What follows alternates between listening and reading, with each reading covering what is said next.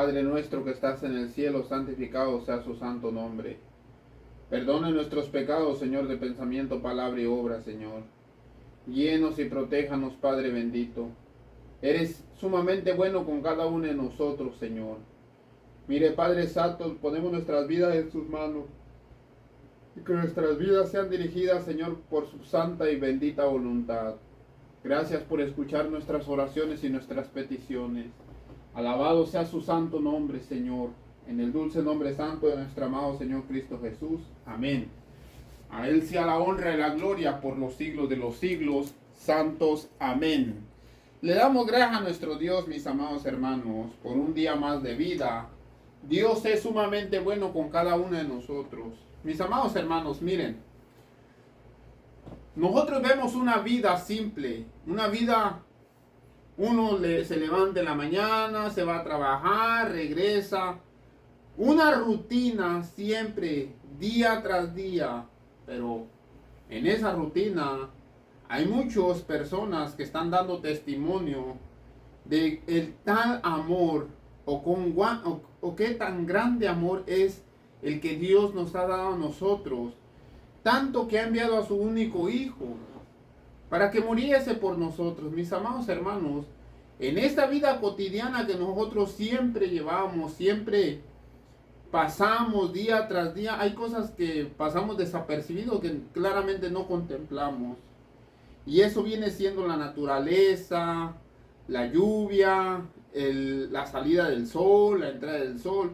Son cositas pequeñas que nos muestran lo que es la gloria de Dios o el poder de Dios, y nosotros no podemos contemplar claramente eso. ¿Por qué? Porque realmente nos hemos acostumbrado a vivir lejos de Dios. Estamos viendo el caso. Aquí estamos llevando un juicio, mis amados hermanos. Fue encontrada la copa en el saco, en el costal del hermano menor. Hemos mirado claramente que José envió para que le pusieran esa copa. ¿Por qué estoy siendo esto claramente repetitivo todos los días? Porque hay personas que nos están mirando por primera vez. Y por respeto a esas personas, quiero que esas personas se inmiscuyan en la historia que nosotros hemos estado trazando desde meses. No les digo días, meses hemos estado trazando esta historia y llevando los simbolismos hasta nuestros días para nosotros poder comprender. Entonces José claramente encontró la copa de su hermano Benjamín, el mayordomo, pues, y ya después ellos fueron, se encontraron a José en la casa de José, llegaron y se postraron ante él. José les dijo que por qué hicieron esto. Y más sin embargo dice José, ¿no sabes que un hombre como yo puede adivinar? Aquí están rogándole los hermanos que le perdone la vida a su hermano Benjamín y claramente que lo deje ir. Vemos a José que ya tiene la copa de plata en la mano, pero el que más le está rogando insistentemente es Judá. Ya nosotros hemos sabido por qué Judá le está rogando insistentemente. En el versículo 16 del 44, entonces Judá dijo, ¿qué diremos a mi señor? ¿Qué hablaremos? ¿Con qué nos justificaremos? Si fueron encontrados con la evidencia en la mano de que ellos se habían robado la copa de plata, aunque ellos no se lo robaron, José se los mandó, se los sembró. Vamos a utilizar esa frase judicial que utilizan en muchos países. Le sembraron la copa de plata, se la sembraron claramente a Benjamín. Entonces Judá dice, ¿qué hablaremos si nos han encontrado la evidencia? ¿O con qué nos justificaremos? Fuimos encontrados culpables delante de Dios y delante del gobernador de Egipto. Dios ha hallado la maldad de tus siervos. He aquí nosotros somos tus siervos de mi Señor, nosotros y también aquel cuyo poder fue hallada, o cuyo saco fue encontrada, la copa de plata. La palabra viene siendo justificación. ¿Cómo, dice Judá, cómo nosotros nos justificaremos? Si claramente tienes la evidencia en tus manos. pecaron. El mandamiento que dice no robarás, el 8º mandamiento, dice no robarás. Y claramente José y los hermanos de José saben claramente que para violar ese mandamiento, su merecido viene siendo la muerte. Dice Hebreos 10:28. Vamos a ver qué es lo que dice Hebreos 10:28. Dice: el que menospreciare la ley de Moisés. ¿Cuál es la ley de Moisés? La que le fue dada en el monte Sinaí. Los 10 mandamientos. Dios se las dio a Moisés para que le enseñase a todo Israel. Y no nomás se las dio, sino Dios mismo las pronunció por su propia voz. Pronunció la ley de los 10 mandamientos. Y dice Hebreos 10:28 que la persona que menosprecie la ley de los 10 mandamientos, ¿sí?, la ley de Moisés, por el testimonio de 2 o 3 testigos, muere sin ninguna misericordia. ¿Qué quiere decir? Que Dios se aparta de ellos y los deja a su suerte.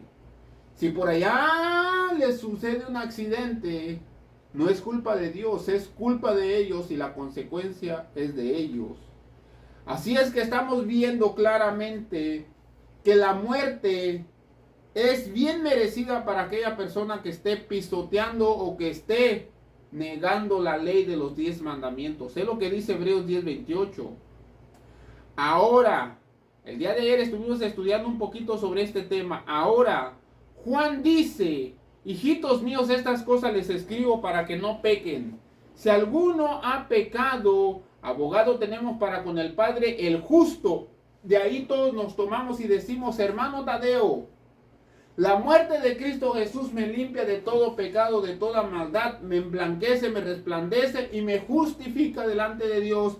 Así es que la ley de los 10 mandamientos no tiene más poder sobre mí. Déjenme les digo a esas personas que creen así,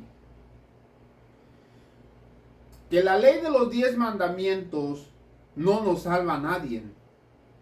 La ley de los 10 mandamientos, Romanos 3:20, dice que su único trabajo, su único objetivo es enseñarme lo que es pecado. Es el único trabajo de los 10 mandamientos. Y por eso Hebreos 10:28 dice que la persona que esté menospreciando o esté violando alguno de los preceptos de los 10 mandamientos, que muere, que su merecido es la muerte, que muere irremisiblemente. Esto se cumple, hijitos míos, estas cosas les escribo para que no pequéis. Y si alguno ha pecado, abogado tenemos para con el Padre. Esto se cumple únicamente mientras la persona está viva. Cuando la persona ya pasa al descanso, o sea, a la tumba. Primera carta de Juan 2:1, no se cumplen los muertos, solamente se cumplen las personas que aún están vivas. Ya para las personas que están descansando no se cumple ninguna de estas promesas. Para ellos se les cerró el libro y claramente ellos están esperando el juicio de Dios. Hebreos 4:16 dice: acerquémonos. Los muertos no se van a acercar, los muertos están descansando. Los únicos que nos podemos acercar a Cristo Jesús o que tenemos la decisión y la elección de buscar a Dios son los vivos. Acerquémonos pues confiadamente al trono de la gracia para alcanzar misericordia y hallar gracia para el oportuno socorro. No me introduciré tanto en esto porque esto ya lo vimos el día de ayer. Entonces, ¿por qué lo está volviendo a explicar, hermano Tadeo? ¿Saben por qué lo estoy volviendo a explicar? Porque esto se cumple únicamente para las personas que están vivas. Para las personas que están muertas ya no se cumple eso porque ellos están esperando el juicio de Dios. Ahora sí, vamos ante el trono blanco, el gran trono blanco donde todos alguna vez vamos a tener que dar cuentas a nuestro Dios. Y dice claramente en el conflicto de los siglos, capítulo 42, hay una parte tan interesante del conflicto de los siglos que dice así, miren, primeramente vamos a analizar esta imagen. Aquí está una persona que puede ser yo, puede ser tú, puede ser cualquier persona que algún día vamos a estar ante el trono blanco. Está un libro que es el libro de la vida y están los libros, el libro de las memorias. Ahora, ya sabiendo todo esto, dice el conflicto de los siglos: cuando la voz de Dios ponga fin al cautiverio de su pueblo, es cuando viene el juicio final. Porque nosotros estamos ahorita en el juicio investigativo, quiere decir que nos están investigando. Los ángeles me están investigando. Cristo Jesús y Dios están pasando nuestros libros ante su presencia y ellos los están revisando, nos están investigando hasta profundidad. Ahora, cuando la voz de Dios ponga fin, ¿qué es lo que va a poner fin al cautiverio? En el conflicto de los siglos, capítulo 41, nos habla la liberación del pueblo de Dios, que viene siendo por medio de la voz de Dios. Cuando la voz de Dios ponga el fin del cautiverio de su pueblo, será terrible el despertar para los que hayan perdido todo en la gran lucha de la vida. Nosotros todos tenemos una razón de vivir. ¿Y cuál es la razón de nuestra existencia? No es para hacer dinero, hacer riquezas, hacer casas, hacer carros, hacer... No. Nuestra única razón de estar vivos es para nosotros luchar por nuestra salvación. Cuando la persona tiene esto en mente y en su corazón, no se va a dormir espiritualmente, sino va a estar trabajando día y noche para la obra de nuestro Dios. Ahora dice claramente que será terrible el despertar para muchos que han perdido la gran lucha de la vida. Mientras duraba el tiempo de gracia, quiere decir que solamente es un tiempo que Dios nos va a dar oportunidad de salvarnos. Así es que la salvación no estará abierta eternamente. Va a haber un tiempo donde ese tiempo de oportunidad de salvarnos se va a ser quitada, y el que se salvó, y el que se perdió, se perdió. Dice que mientras duraba ese periodo de oportunidad para salvarnos, a muchas personas los cegaban los engaños de Satanás y disculpaban sus vidas del pecado. Oh, no pasa nada, la gente está muriéndose, etcétera, etcétera. Pero aquí habla hacia los ricos.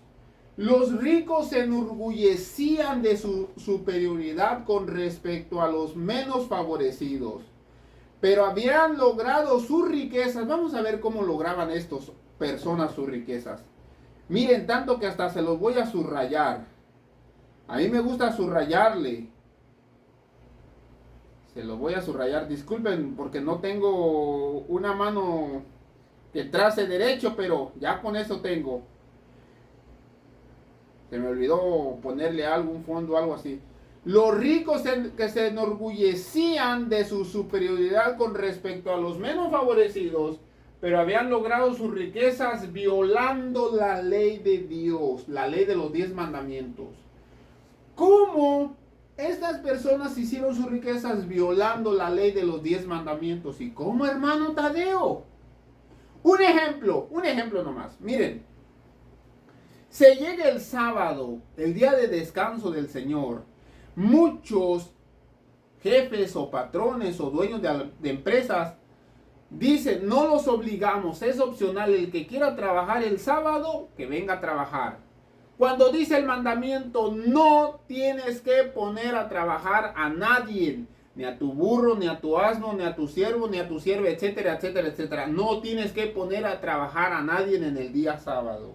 Así es que estas personas están haciendo sus riquezas violando el cuarto mandamiento. Ese es un gran ejemplo. Mas sin embargo, imaginémonos si nosotros estamos tomando los demás ejemplos. Ejemplo, las personas que se hicieron ricas con el alcohol. Dice el sexto mandamiento: no matarás, y esas personas están matando millones de personas simplemente con estar vendiendo alcohol, con estar vendiendo cigarros, marihuana, etcétera, etcétera, etcétera, etcétera. Vemos claramente que las personas más ricas están haciendo sus riquezas violando la ley de los 10 mandamientos. Y dice claramente: habían dejado de dar de comer a los hambrientos, llamar a la misericordia, habían tratado de enaltecer y obtener el homenaje de sus semejantes. Ahora están despojados. Esto es lo terrible. que cuando estén así, van a estar despojados de su riqueza. Ya no tendrán dinero para sobornar a Cristo Jesús, sobornar un ángel, sobornar como lo hacían en la tierra, que sobornaban claramente a los jueces, a los abogados, etcétera, etcétera. Los sobornaban con dinero. Así es que estas personas que son magnates, tienen mucha riqueza, no van a poder en el cielo sobornar a nadie. Porque ahora están despojados de cuanto los habían, tanto lo cual los hacía grandes. Y quedan desprovistos de todo y sin defensa. Ven con terror la destrucción de los ídolos que prefirieron. La destrucción de los ídolos que prefirieron antes o primero que a su Creador. Vendieron sus almas por la riqueza, los placeres terrenales, y no procuraron hacerse ricos en Dios, sino procuraron hacerse ricos en el mundo, mas no ricos en Dios. No tienen una riqueza espiritual, cual nosotros estamos llamados a ser ricos espiritualmente. El resultado es que sus vidas terminan ¿en qué? Fracaso. Sus placeres se cambian ahora en amargura, y sus tesoros de corrupción. La ganancia de una vida entera les ha arrebatado en un momento. Los ricos lamentan la destrucción de sus soberbias casas. La dispersión de su oro, es decir, todo se está yendo a un nada de su plata, pero sus lamentos son sofocados por el temor de que ellos mismos van a perecer con sus ídolos. Mis amados hermanos, es sumamente interesante que nosotros analicemos que estamos llamados algún día a compadecer ante el trono, ante el tribunal de Dios. Por eso es necesario nosotros prepararnos hoy. Judas bien claro lo dijo: ¿cómo me he de justificar si he sido hallado culpable ante tus ojos, querido gobernador de Egipto? Dios los bendiga, mis amados hermanos, que el Señor esté con cada uno de vosotros. Es mi más grande y humilde deseo.